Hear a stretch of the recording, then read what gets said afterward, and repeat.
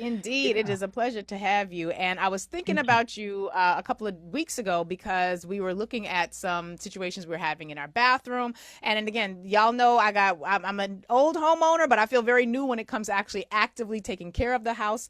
And so there are some things happening in the bathroom. And I saw that you have been doing a number of projects in the bathroom of your own home. Thank you for allowing us, the audience, to be a part of that at your weekly home check account on Instagram and everywhere else that you all can find this brother. And I wondered if you could perhaps take us through some of the projects that you are engaging in. And I wanted to specifically start with that one thing in the bathroom that all of us need, but very few of us actually like cleaning, and that is our toilet bowls. Because we are all good on the toilet bowl. We good on the outside of the bowl, the inside of the bowl shouldn't be nothing happening. You shouldn't see nothing in there. But you actually approached your toilet bowl cleaning situation by looking at the tank itself, and you went way more in depth than I think most people actually do. So talk to us about that project and why we need to pay as much attention to what's happening in that rectangular thing behind the bowl as we do to the part that we actually sit on and can see. Yeah, so a lot of the times when we're cleaning our bathrooms, obviously the toilet bowl is a huge one, right? We like to clean the bowl itself, but a lot of times we forget to clean our tanks. And the Mm. tank can harbor a lot of just like, um, especially if you have hard water, this is the reason why, this could be the reason why your toilet bowl carries odors. If you're constantly cleaning the bowl and you're like, man, there's this still this odor that's coming from the toilet, it could very well start in the tank, Wow. from the sediment that's built up, that gets built up in the tank. I know a lot of the times, and I clean my bathroom probably once a week, right? Or once a week. Um, and you'd be surprised at just how like much sediment. I live in a place where there's a lot of hard water. How much sediment just builds up in the toilet tank. And I even use some cleaners, the little tablets, specifically designed for toilet tanks that you can just drop in there, and it'll keep the water fresher, and it'll help keep the bowl cleaner and fresher at the same Mm. Okay.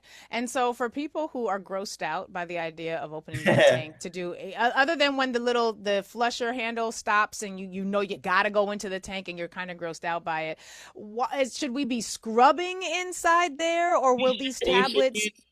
You should use, I always say use vinegar, combine vinegar and water, and that'll help break up a lot of the sediment. That'll help break up a lot of um, just the nasty, the walls. You'll find that sometimes the walls in your tank can be covered with sediment and dirt. Mm. So if you take a little scrubber, if you guys have a scrub brush, or you can even take a cloth, pour some vinegar in it. But you first want to take a cup or take a scoop and take all that water out of the tank just as much as you can, and fill half of the tank with vinegar. Let it soak Wow. for a little bit. Let all that grime and stuff get loosened up, and then go in there with your scrubber, or a little elbow grease.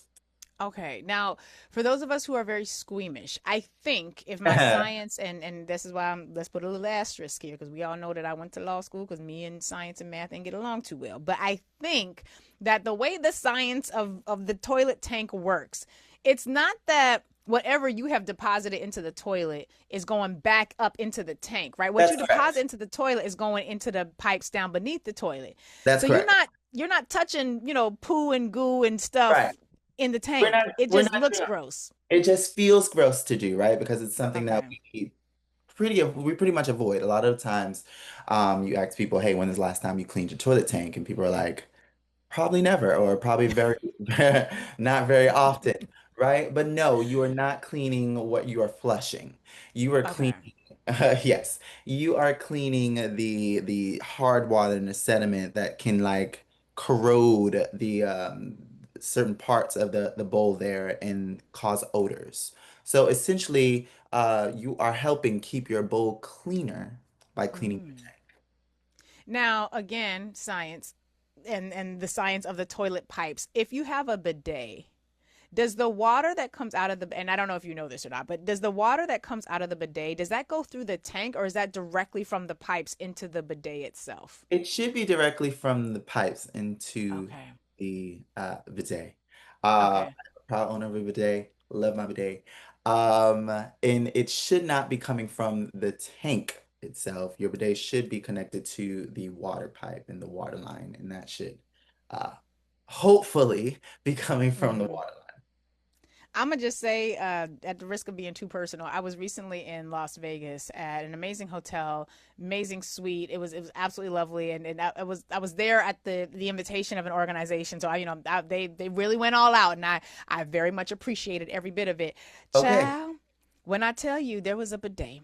And had never, it's never really been a part of my everyday experience. I know in Europe they use them a lot, but as an Yeah. adult, it hasn't really been a part of my experience. Baby, it wasn't just a bidet with water. You had temperature controls. It was like the bidet met the moment in terms of the suite that I was in, and the suite was glorious. I Right. called my mother, and I goes on a group text with my mom and my sister, and I was like, this is unjust. Why have we been using paper all this? How come everybody does not have this? I mean, the air, it was an experience, honey. And The I was like, luxury. it was a luxury. And Yeah. and one of my good friends who has been screaming and preaching about bidets for years, she was like, I told you, I don't know why y'all using this backwards ass paper situation I'm you got going telling on. You you. need a bidet.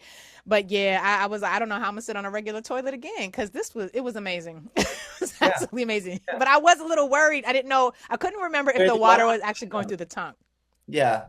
Yeah. Yeah. That's Well, a good point. But still, definitely don't miss cleaning your toilet tanks when you yeah. clean the toilet bowl. And when you do clean your toilet bowl, a lot of the times we put that scrubber if we're using a brush, a toilet brush.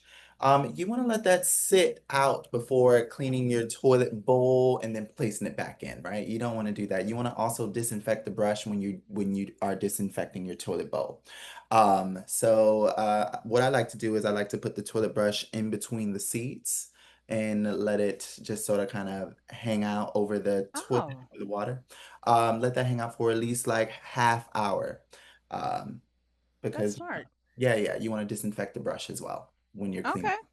I like that. I like that. And then you didn't just stick with the toilet. And again, y'all, if you go to Weekly Home Check on Instagram in particular, you will see all of these videos that break all of this down, and some Yeah. really, it's easy to follow and it's some good detail. But you're also looking at the caulking of your bathroom, and the caulking and the grout. Can you walk us through for those of us who don't know, what's the difference between grout and caulking?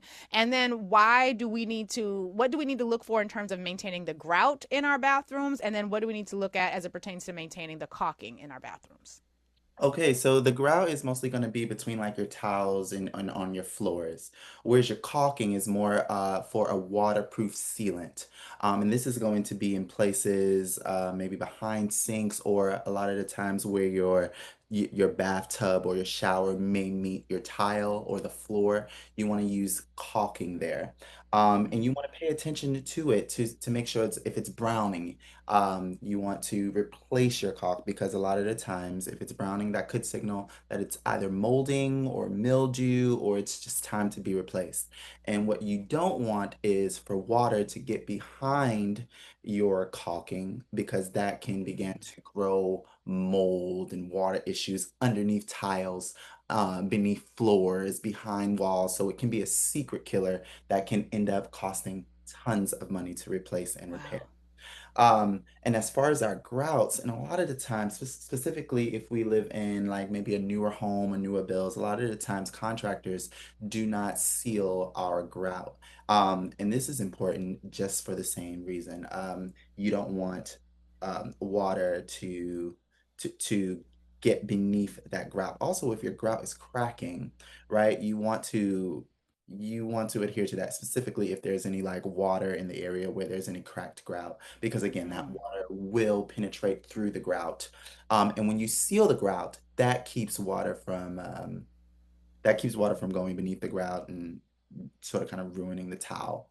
So you want to seal your grouts on, specifically in your bathrooms or if you have tiled walls on the bathrooms, that is for your grout. And your caulking again is for your where the joints or I'm sorry, not the joints, but where your tub may meet the wall or your tub may meet the mm. wall or the tile or whatever. You want to use caulking there. and pay close attention to them. There's no set time when you should replace your caulking. You just have to, if you notice that it's browning, if you notice that it's cracking, if you notice that it's coming up, um, it's time to replace it. Mm. Now, is this something that it just feels like these feel like big projects to me? Is this something that No, you should hire a professional to do? Because you seem, I mean, Keyshawn, I ain't going to even go hold you. You seem to be an expert in all of this stuff. So when I'm watching the videos, I'm like, he makes that look so easy. But and is it this something that like anybody could do, or would we need an expert support with something like this? literally, it's something anybody can do to seal your grout. There is a tool, a grout sealer. You can get it at your local hardware store, and a lot of times it's literally just about cleaning your grout first, making sure that it's free of hair or debris, Mm. and dry. You want to make sure it's dry first, and almost like just applying sealant through the brush. That a lot of the times the grout a grout sealant will come with.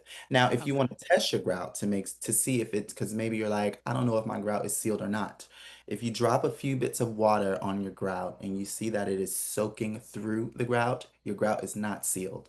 The Ooh. water should stay on top of the grout and almost like a bubble. You should be able, you should just be able to wipe it away. Mm. Without your grout turning colors. So that's a good test if you're in the house or if you to try later and you're like, I don't know if my grout is sealed. And this is something that we have to continuously do, right? Once your grout is sealed, it's not a one and done. Sort of kind of like your caulking, you want to continue to check just to Mm. make sure that your bathroom or your space is waterproof almost in a sense where Yeah. you don't have to worry about those big bills coming from either growing mold or growing mildew. Or the sickness that can come from that as Or the well. sickness that can come from it. It can literally tear your house down, Mm. That's terrible and, corrode and the and house from preventable. the inside out. Yeah. For to the most part, for the most part, preventable, at least in this context. Now we have a question from Jarvis in one of our show chats, and one of the things they wanted to know was they said that they use vinegar and baking soda for the toilet bowl and Clorox tablets for the toilet tank, and they were just curious as to what you thought about that. Yeah. So a lot of the times people try to I've heard that people shy away from using bleach in the tablets that they use for their toilet tanks because it can maybe be too harsh. Um, Mm. Whereas the vinegar, when you're mixing it with water, a lot of the times people worry about whether vinegar is also too harsh. But when you're mixing it with water, and again, we're not doing this constantly. We're not doing this to the point where it's going to break down any sealants or corrode or bleach, however, with a sitting tablet in your bowl may be too Mm. harsh. So there are Okay. tablets that they make for the tank that do not include bleach. Okay. I That would is very good to know. I Very would good to know. And we had for a while we were one of the show partners that we had was a vinegar based product, and it's super concentrated. I love it, and even though they're not technically sponsoring the show right now, I still use this product. It is amazing. It's a vinegar that you can get pretty much anywhere. It's the Harris folks, and you literally like I've got tubs of it, not tubs of it, but like 3 gallons of it in our basement, and then you dilute it. So you add 2 tablespoons or whatever. What I shouldn't say 2 tablespoons because that's the size bottles that I use, but it's like 1 part vinegar to 60 parts water. I'm going right. to try that in the toilet as well because I think that might be good. I'm just going to, now that I see somebody else is doing it, I'm like, all right, let me just try it. I think I'm Right. going to do that. And we Yeah, don't keep the vinegar in the bowl, right? Once we let it sit for 30 minutes, we flush it out, right? right. So the vinegar doesn't stay in the tank. I'm sorry, the vinegar isn't staying in the tank. It we flush it down into the bowl.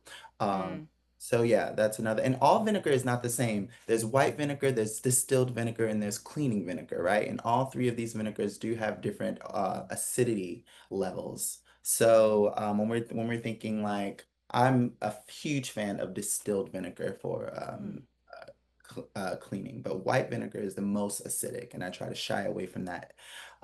When Oh, I yeah, wasn't aware of that. yeah, Huh. I've got white. Yeah, I've got. Well, we've got white vinegar. We've got apple cider vinegar. We got a yeah. lot There's of apple vinegar here cider because vinegar. A lot of yeah, vinegar is great. Vinegar is a great tool to have in home, because its cleaning properties are you just can go so far. yeah, yeah. Okay, that's good to know. That's good to know. And then there's this thing that all of us have in the bathroom, which is these plugs. And I pretended like to my kids like I knew what their set and reset and test buttons were on the plugs. I really don't have a logical explanation for what those things are. And sometimes I think you'll even see those plugs in other parts of the house, like maybe in your kitchen as well. Can you talk to us about the outlets? I've been saying plugs. I meant electrical outlets. Can you talk about the electrical outlets in the bathroom and why they're set up that way and what those little buttons are actually supposed to be used for? Yeah, so they are GFCI outlets, right?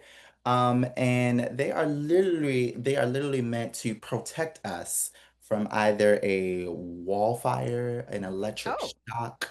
So a lot of the times, I hear a lot of times people when they plug in their hair blow dryer, a lot of the times it'll trip, is what we're cutting that's off. what I thought it was for. It's like turn the blow It'll dryer back trip. on.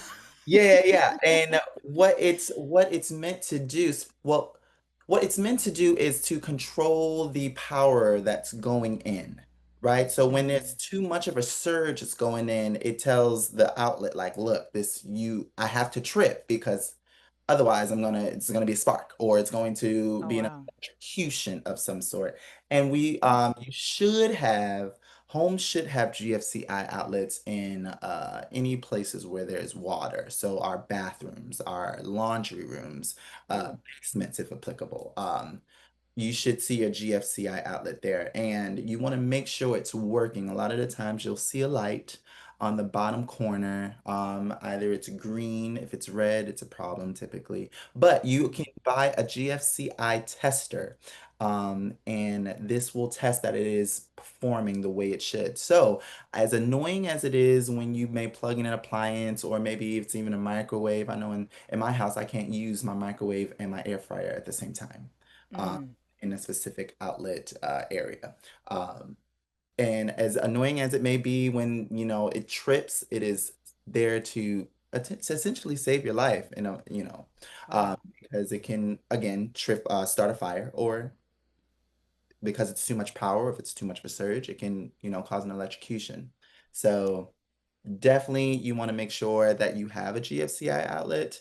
If you are handy with electric work, you can install one yourself. If not, I do suggest getting it outsourced. But again, it should be in those rooms where there is, water used, laundry room, kitchen. You just gave me a different level of appreciation for when the circuit when the, I guess the circuit, I don't know if the proper term is when it trips or when because Yeah, I there's an outlet that we have actually in the room where I do my recordings here. There's an outlet where it's perfectly positioned for me to plug in my hair dryer, not my blow dryer like the hair dryer that you sit underneath, but if you run it too long, it will shut off the power on the entire this floor of the house, and then I yeah. got to run all the way down the steps and flip the switch and whatnot. But that was annoying to me. But the way you just said that when it trips, it's basically saving your life. You just gave me a different level of appreciation, and maybe I should have somebody come out. I'm gonna tell Brian we're gonna need somebody to come out and look at this outlet because one, it's inconvenient, but two, if it's a signal that hey, you're pouring too much power into me and I need you to do less, and that's something that I think we should pay attention to as well.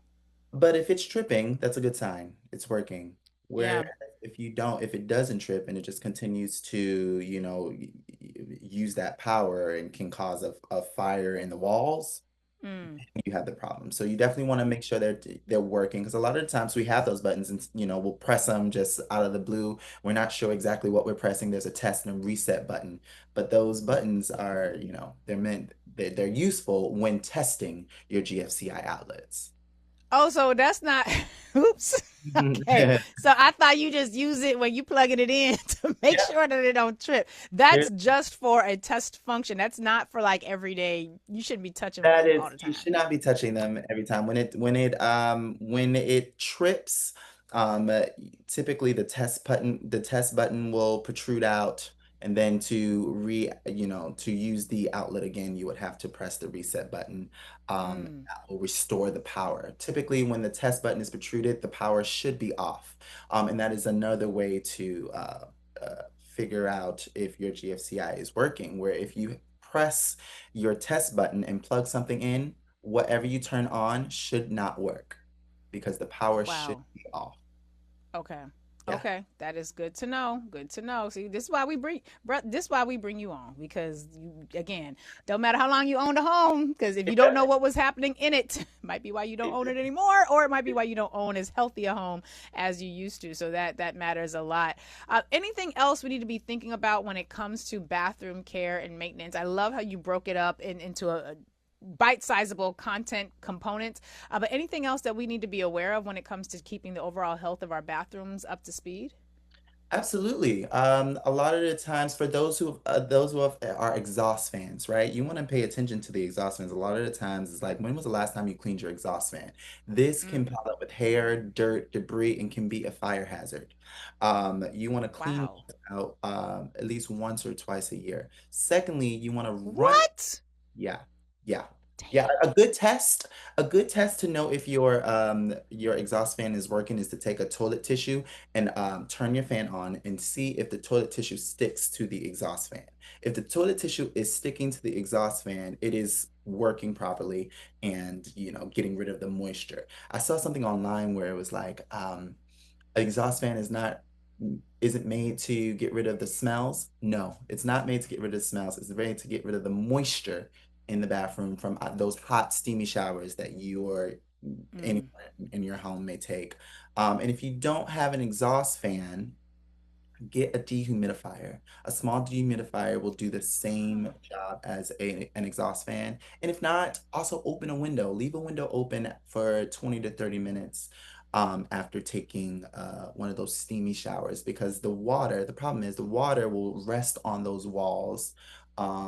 And when we're talking about replacing our caulking and the grouts and stuff, once you take those steamy showers, all that water, it's mist all around the bathroom.